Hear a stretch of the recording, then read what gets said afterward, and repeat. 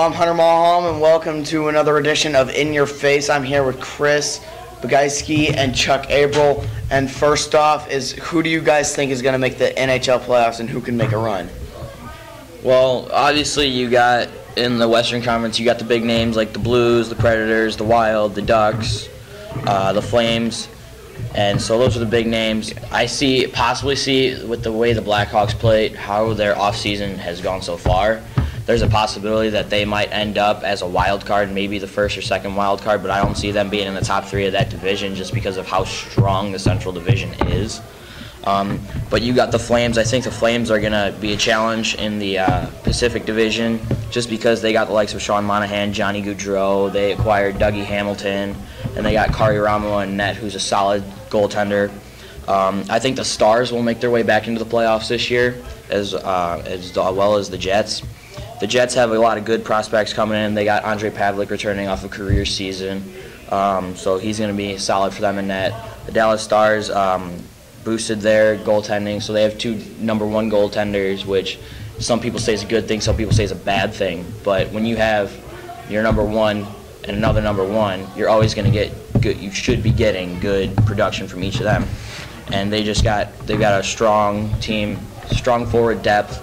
And they got up-and-coming John Klingberg, who challenged for Rookie of the Year this year. All right, Chuck, you got anything to say after that? Yeah, I mean, this is a little bit of a, like, some people wouldn't believe me, but I feel like the Florida Panthers might have a chance because they have a lot of young prospects in the system. You got Aaron Ekblad, Rookie of the Year, and an All-Star. You got Alexander Barkov, Jonathan Huberdeau, Nick Bukestad. You got Luongo in net. All we need is maybe a year or two so we can become a really better team. But I feel like we might make the playoffs this year, maybe an 8th or 7th seed. But I'd say max 2 years, but we might make the playoffs this year. I don't think you guys are making this year because I think the Eastern Conference is going to play out the same way, except I got the Penguins falling out, and I got the Bruins coming. No, not the Bruins. Who is it? Sabres? No, Sabres aren't doing anything this year. Sabres got a chance for the 8th for the wild card spot. All right. Bruins are definitely falling based on the moves they made this season. They just ruined their team. Trying to say the Blue Jackets. Blue Jackets? Yeah, it's another B team. No, it wasn't Blue Jackets. You meant? Oh no, Senators. Senators. There we go. Senators. They traded away Andrew No, they haven't made it. I don't know. They made a trade this year, this offseason so far. They've made a couple good acquisitions. The Red Wings, I see the Red Wings and Canadiens as the top two in that because of the way the Red Wings have played their offseason out this season. They've acquired several different players, and they just boost their defense, boost their forward depth, and they've got a pretty good solid goalie in Peter Mrazek. All right, so we're going to move on to our next topic, which is, who do you guys think right now, not like all time, who do you think right now in this season is the complete worst team in baseball? Chuck? You got anything? It's pretty obvious. The Philadelphia, the Phillies. They've just been absolutely terrible. They have not gotten anything done in so long. The Phillies are it's really obvious to see how bad they are. And they're not getting any better. They won in 2009. They haven't done much the past few years. Yeah, the Marlins. You see, it's no doubt that the Phillies, Rockies, and Marlins are the worst three teams in baseball this year. Who's the worst? Who's the worst? In my opinion, it is the Miami Marlins. You just lost Giancarlo Stanton, who is the heart and soul of your team. You got back Jose Fernandez, but that's one starting pitcher. Who else is on your roster? Matt Latos. He's got what, 5 ERA, 5+ ERA. Who's the guy? Jared Cozart. You just guys sent him down because he got rocked in 1 1/3, not even 2 innings.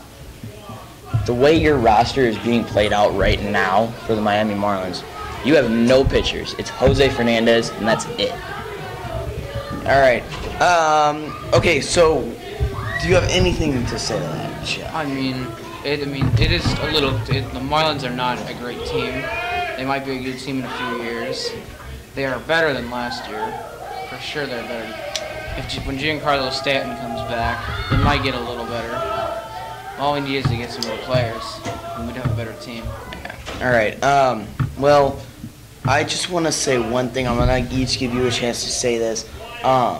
What do you guys think? Do you think DeAndre Johnson, about what he did, because she's making, according to his lawyers, she's making a racial threats, and if you look at the video, because they only had the clip of the video that showed him punching her. Now they have the whole scene. You can see that she kneed him in the groin and punched her in the face.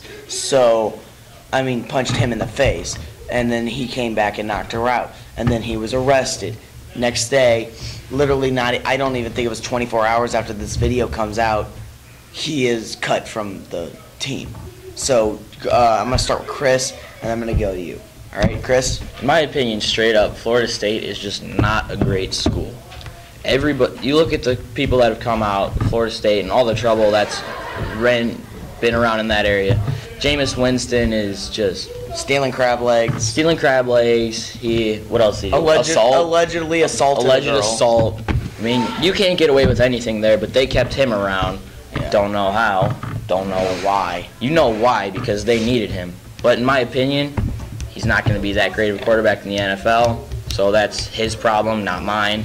But Florida State is just straight up not a good school. So, Chuck, what do you think? I feel like, what she did was not right, but I don't think he needed to just clock her.